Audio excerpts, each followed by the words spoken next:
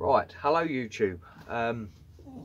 This is the second time I'm recording this video because the first time I did it with this microphone, lapel microphone that I bought from eBay for only a few pounds. It's got a 3.5mm jack that plugs into my phone, and in one way it's good because it's got like a windsock on it, so you don't get the wind noise, but you get that horrible clicking noise. And most of the video that I've just recorded was click, click, click, click, click, click, and I'm just fed up with that. So this is junk. Don't buy a cheap one. I still haven't found a decent one that that's any good, to be honest with you. So now, the Mercedes Sprinter. I am in the Mercedes Sprinter now. I'm still using the Sprinter. But after this Black Death problem, I've kind of really fallen out with this. I've had enough of this Mercedes Sprinter. I personally am never going to buy a new vehicle again. There's so much electrics on this. The Ford Transit has got about 3 wires that make that engine work, right? This Sprinter has probably got 300. Okay, so that's like, well, so much more to go wrong. Yeah. The Black Death problem. I brought some new copper seals from eBay with new stretch bolts. I had a hell of a job to get the injector out. I spent about 2 days trying to get that out. I was being careful because I didn't want to break it. I got the bolt out, got the clamp off. I tried all manner of things. I didn't have a proper injector puller, which may have, well, I don't think it would have helped because of the bulkhead and because of where it was, you wouldn't have got it in there.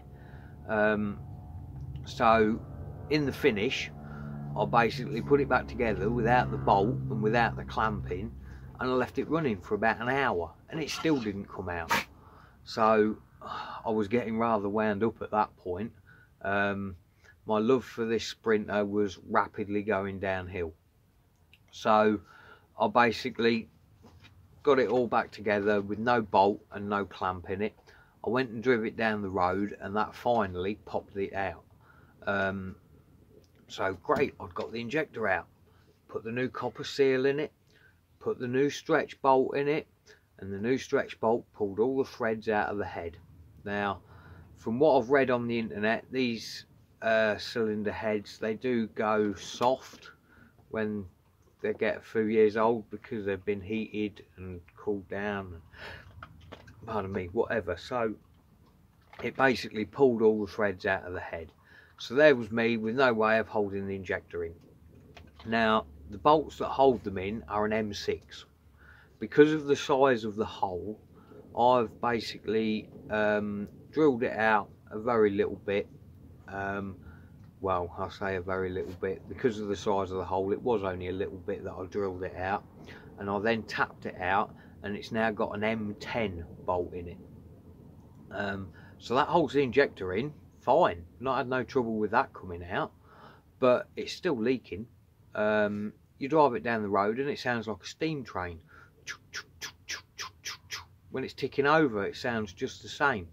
Obviously it's using a lot of diesel because of that. And I really just have fallen out with this Sprinter. Although the back of it is bigger than the Ambulance, as in it's longer, it's a little bit taller as well, but because it's narrower, there just isn't enough room in here. The amount of times I've turned around and stood on poor old Billy, or turned around and kicked him, or the worst one, when he's in the cab in the front and I'm driving down the road, sometimes you'll go round a roundabout and next thing he's just in the middle of the air flying across the other side of the van. Because I don't know, I do not like this Sprinter. Like I say, I personally am never going to buy another new vehicle. It's Ford Transit for me all the way. In the 6 years that I had that Transit on the road, it never let me down. It started every morning, and I never had any problems with it, you know. All right, I had to do routine maintenance, as in bits of welding, replace bits and whatever. Well, there was only one thing that let me down, and that was my fault, because when I changed the cam belt on it, I didn't tighten the tensioner pulley up for the cam belt. So basically the cam belt come loose.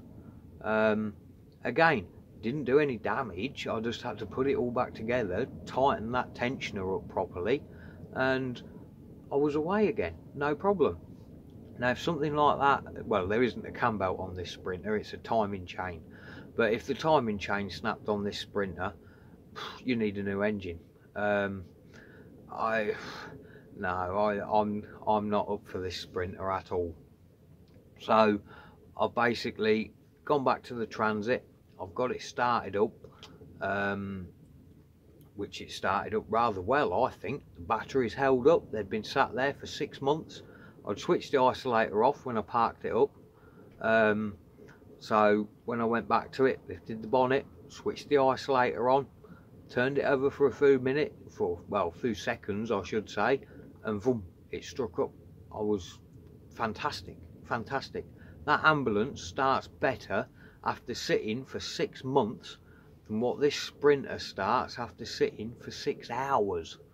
Yeah, I'm not happy with this Sprinter at all. I really have fallen out with it.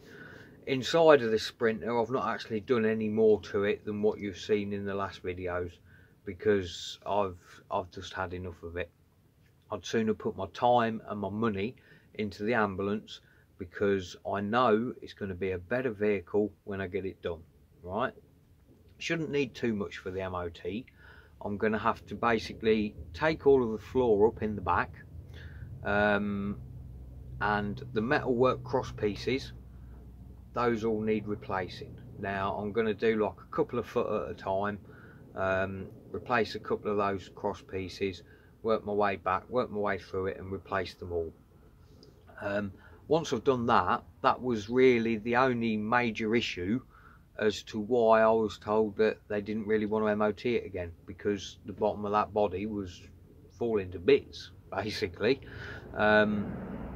So that's my plan with that. I'm basically going to be doing, well, there'll be some videos over this next week or two, or I'll see how I get on, of what I'm going to do with the ambulance, and I'll show you what I'm going to do. But I'm not going to be doing any more work with this Sprinter.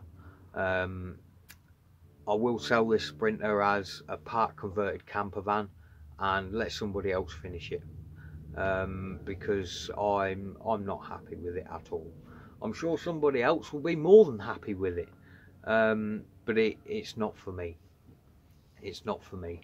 When I've got the ambulance MOT'd, I'm then going to sell this Sprinter, and then my original plan was to find, well, I kind of have found a Dropwell Luton box that's come off of a Smiley front Transit, which will be perfect.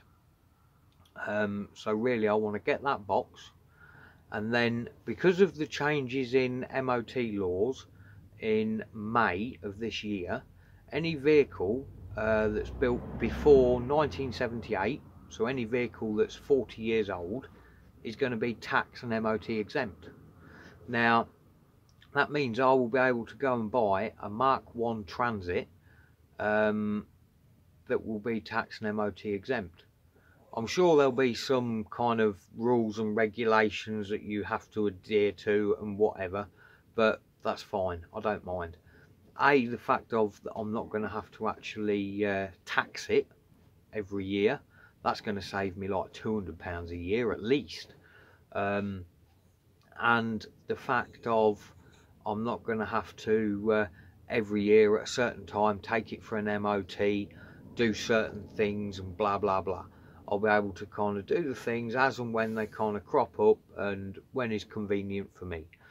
I mean, one of my friends, he seems to think I'm going to buy the biggest heap of shit I can find and never do any work to it. Well, that's no good doing that, because A, it's going to look like a piece of shit, and B, it's not going to be safe. this is my home.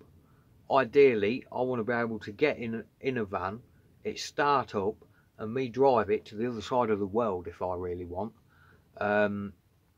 That's the plan. So I don't want a piece of shit that's rotten, falling to bits. Ideally, I want it to be as good as it possibly can. So that's kind of where we're going. So the first or the next step for me is to get the ambulance back on the road so I can move back into it. That's kind of basically where I'm at. The job that I had, which was seasonal, they laid me off about the end of February. So I'm now working through an agency. It's only work on a line with plants and such like. It's not a brilliant job, but it's a job and it's earning me money, and it's going to get that transit back on the road. So that's one good thing. Yeah, so basically the next kind of video you're going to see is me doing some work on that ambulance. I'm going to have to buy myself a MIG welder. I think that would be a good investment because of the simple reason I'm going to need it to weld these bits of cross beams in for the floor, and I'm pretty sure a welder will come in handy in other places. I'm not most of the welders I keep seeing on eBay, because I want a MIG welder, are gasless MIG. Pardon me. Now these gasless MIG welders, they ain't no good. They're not worth the metal they're made out of, I don't think. The weld you get from them, it's very splattery, and it's, I don't know, it's just a very messy weld. A gas MIG welder will be far better. So that's kind of basically what I'm going to do. I'm sorry to disappoint everybody who wanted to see this Sprinter finished. Maybe somebody out there with a YouTube channel will buy this Sprinter and finish the conversion for you all to watch. But for me, it's just not going to do the job. I'm very sorry. So that's where we're going. So right, thank you all very much for watching. I've got my little mate Billy here. He's curled up and asleep now. He had his head in the first video I did. He had his head in the shot most of the video, but I can't really use it because of the sound quality, because of that microphone. So I think that microphone will end up being fire fodder. We'll see how that one goes. But thank you very much for watching, and I'll see you all in the next video. Bye bye.